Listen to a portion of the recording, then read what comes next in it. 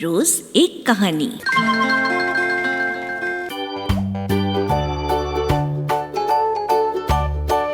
Tales of Panchatantra.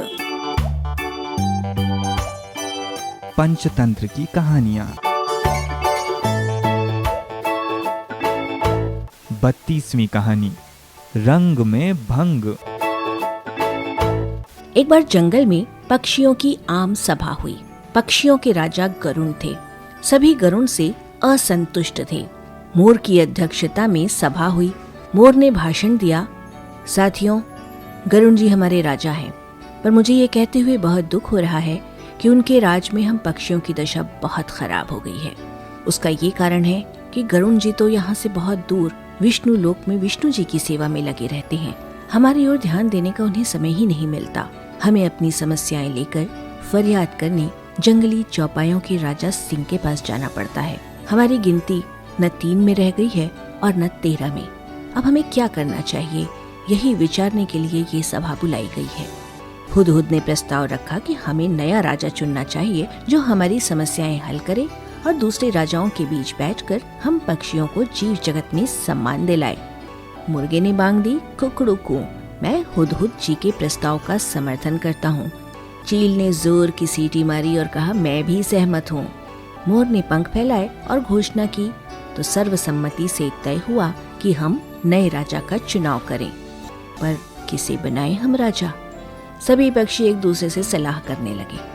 काफी देर के बाद सारस ने अपना मुंह खोला। मैं राजा के पद के लिए उल्लू जी का नाम पेश करता हूँ। वे बुद्धिमान हैं, उनकी आंखें तेजस्वी हैं, स्वभाव अति गंभीर है, ठीक जैसे राजा को शोभा देता है। हॉर्नबिल ने भी सहमति में सिर हिलाते हुए कहा, सारस जी का सुझाव बहुत दूरदर्शितापूर्ण है। ये तो सब जानते हैं कि उल्लू जी लक्ष्मी देवी की सवारी हैं। उल्लू हमारे राजा बन गए तो हमारा दारिद्र्य दूर हो जाएगा। लक्ष्मी जी का नाम सुनते ही सब पर जादू सा प्रभाव पड़ा। सभी पक्षी उल्लू को राजा बनाने पर राजी हो गए। मोर बोला, ठीक है, मैं उल्लू जी से प्रार्थना करता हूँ कि वे कुछ शब्द बोले। उल्लू ने घुघुआते हुए कहा, भाइयों, आपने राजा पद पर मुझे बिठाने का निर्णय जो लिया है उससे मैं गदगद हो गया हूँ। आपको विश्वास दिलाता हूँ कि मुझे आपकी सेवा करने का जो मौका मिला है मैं उसका सदुपयोग करते हुए आपकी सारी समस्याएं हल करने का भरसक प्रयत्न करूँगा। धन्यवाद। पक्षीजनों ने एक स्वर में उल्लू महाराज की जय का नारा लगाया। कोयलें गाने लगी। चील जाकर कहीं से मनमोहक डिजाइन वाला रेशम का शॉल उठाकर ले आई, उसे एक डाल पर लटकाया और उल्लू उस पर विराजमान हुए। कबूतर जाकर कपड़ों की रंग बिरंगी लीरें उठा लाए और उन्हें पेड़ की टहनियों पर लटकाकर सजाने लगे। मोरों की टोलियां पेड़ के चारों ओर नाचने लगी। मुर्गों और शुतुरमुर्गों ने पेड़ के निकट पंजों से मिट्टी खोद खोद कर एक बड़ा सा हवन तैयार किया। दूसरे पक्षी लाल रंग के फूल ला लाकर कुंड में ढेरी लगाने लगे। कुंड के चारों ओर 8-10 तोते बैठकर मंत्र पढ़ने लगे। बया चिड़ियों ने सोने व चांदी के तारों से मुकुट बुन डाला और हंस मोती लाकर मुकुट में फिट करने लगा। 2 मुख्य तोते पुजारियों ने उल्लू से प्रार्थना की, हे पक्षी श्रेष्ठ, चलिए लक्ष्मी मंदिर चलकर लक्ष्मी जी का पूजन करें। निर्वाचित राजा उल्लू तोते पंडितों के साथ लक्ष्मी मंदिर की ओर उड़ चले। उनके जाने के कुछ क्षण पश्चात ही वहाँ कौवा आया। चारों ओर जश्न सा माहौल देखकर वो चौंका। उसने पूछा, भाई, यहाँ किस उत्सव की तैयारी हो रही है? पक्षियों ने उल्लू के राजा बनने की बात बताई। कौवा चीखा, मुझे सभा में क्यों नहीं बुलाया गया? क्या मैं पक्षी नहीं? मोर ने उत्तर दिया, ये जंगली पक्षियों की सभा है। तुम तो अब जाकर अधिकतर कस्बों और शहरों में रहने लगे हो, तुम्हारा हमसे क्या वास्ता?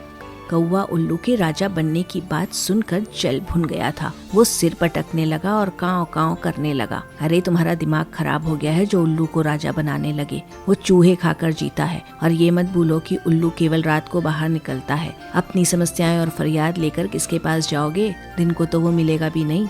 कौवे की बातों का पक्षियों पर असर होने लगा। वे आपस में कानाफूसी करने लगे कि शायद उल्लू को राजा बनाने का निर्णय कर उन्होंने गलती की है। धीरे धीरे सारे पक्षी वहाँ से खिसकने लगे। अब उल्लू लक्ष्मी पूजन कर तोतों के साथ लौटा तो सारा राज्याभिषेक स्थल सूना पड़ा था। उल्लू घुघुआया, सब कहाँ गए? उल्लू की सेविका खंडरिच पेड़ पर से बोली, कौवा आकर सबको उल्टी पट्टी पढ़ा गया, सब चले गए, अब कोई राज्याभिषेक नहीं होगा। उल्लू चोंच पीस कर रह गया। राजा बनने का सपना चूर चूर हो गया। तब से उल्लू कौओं का बैरी बन गया और देखते ही उन पर झपटता है।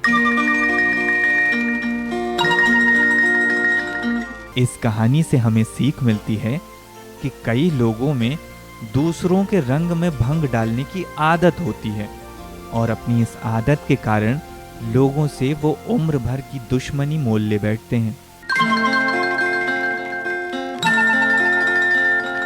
प्रस्तुति लिब्रा वेलफेयर सोसाइटी।